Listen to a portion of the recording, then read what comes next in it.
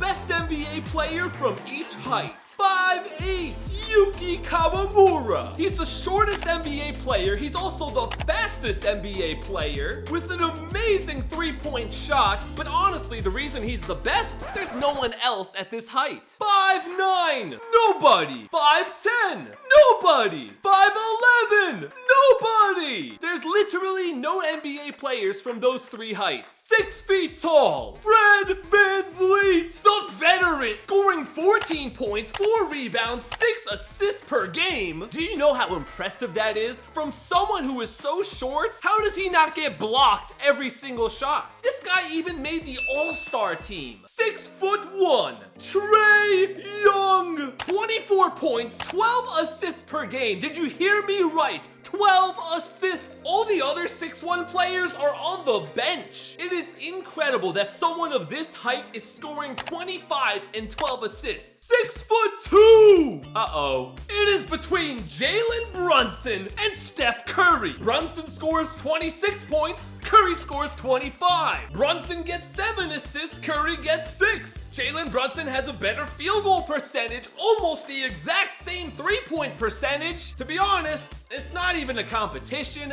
I just put Steph Curry out of respect, but Jalen Brunson is the better player. 6'3", Donovan the Spider Mitchell, the first shooting guard of the video. It's insane that a shooting guard in today's NBA is 6'3" and this good. 24 points, 5 assists, but more importantly, he is the best player on the best team in the Eastern Conference. When you're the best player on one of the best teams, that doesn't just mean you score a lot of points. That means you actually help your team win. And winning games is everything in the NBA. And something those fancy stats don't show, Donovan Mitchell is clutch. 6'4", Anthony Edwards, 28 points, 6 rebounds, 5 assists. A very, very good defender. I want to give him credit for that. He is a two-way player, meaning he's amazing on both ends of the floor. A better three-point percentage than Steph Curry. He made the most three-pointers in the entire NBA last season. And bro, being this short, but getting as high as he does on his dunks, pretty much jumping to the ceiling,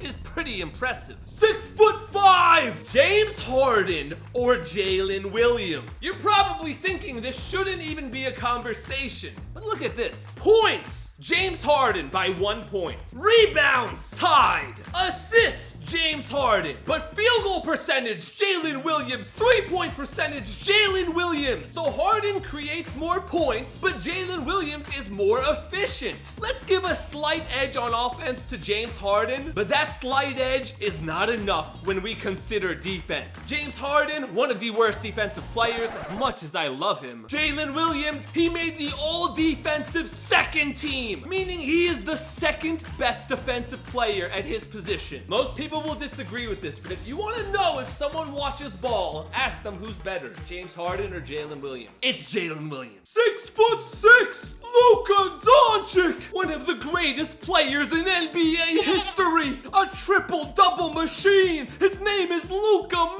Magic. Who else could it possibly be? Oh, wait a minute. I forgot about Shai Gilgeous-Alexander! 33 points, 5 rebounds, 6 assists, one of the most efficient and statistically impressive seasons in NBA history. Sorry, Luka, but SGA is the best. 6'7". This is insane because you have LaMelo Ball, a point guard, with 25 points, 5 rebounds, 7.5 assists per game. But guys, I gotta be honest, LaMelo kinda stinks. His field goal percentage is 40%. You know how bad a 40% field goal percentage is? I'm sorry, but get this guy off my screen. The best at 6'7" is the NBA champion, the 2-time defensive player of the year, the Claw, Kawhi Leonard. 6'8", Jason Tatum, scoring 27 points, 9 rebounds, 6 assists. But forget the numbers. Jason Tatum is a leader, once again a leader on one of the best teams in the NBA when he's healthy. A very underrated defender because at 6'8", he actually uses his whole size to play solid defense. But in next year's video, or maybe the year after that, it's not going to be Tatum. Soon Cooper Flagg will be the best at this height,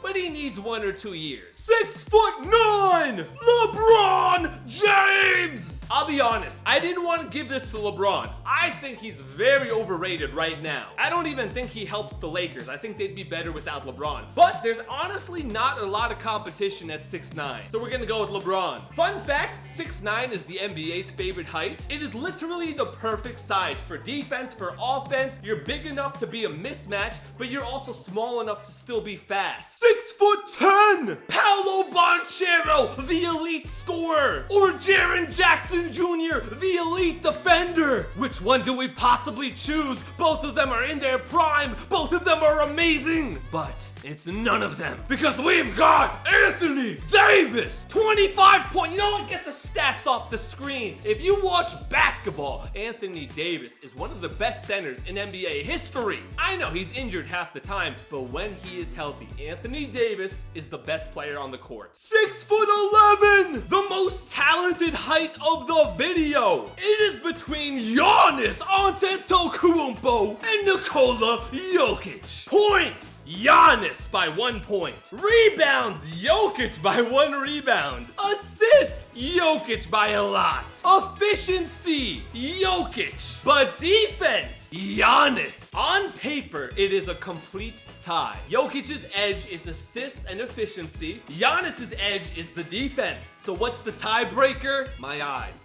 You gotta watch basketball. And my eyes tell me that the better player is Nikola Jokic. He wins games for his team more than Giannis does. 7 feet tall! It is a sad day for Joel Embiid. Joel Embiid has been the best at this height for years and years, since like 2016 or 17 when I started doing these videos. But today, he loses the 7-foot crown.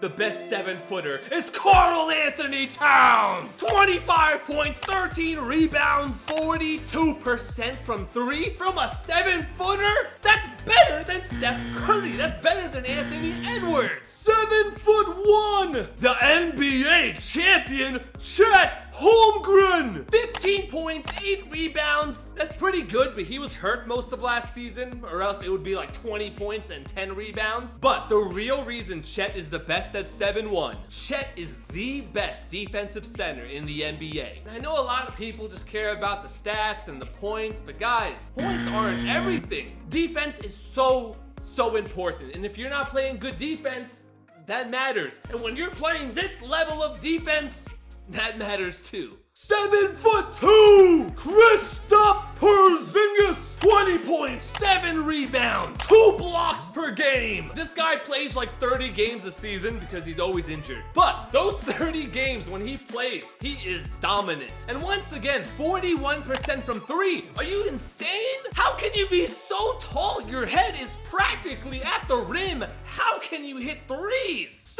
7'3", Victor Wembanyama. 7'3" used to be for all the bad players that were in the NBA just because they were really tall, like Boban Marjanovic or Bol. But now we have a 7'3" player who is a superstar. How exciting and crazy is that? 25 points, 11 rebounds, 4 assists. This guy went bald in the offseason. When he's not practicing basketball, it kind of looks like he's a monk. This dude is on the verge of being unstoppable. And by the end of this season, he might be an unstoppable player, an unguardable player. 7'4", the tallest height in the NBA, Zach Edey. Because he's really good? No.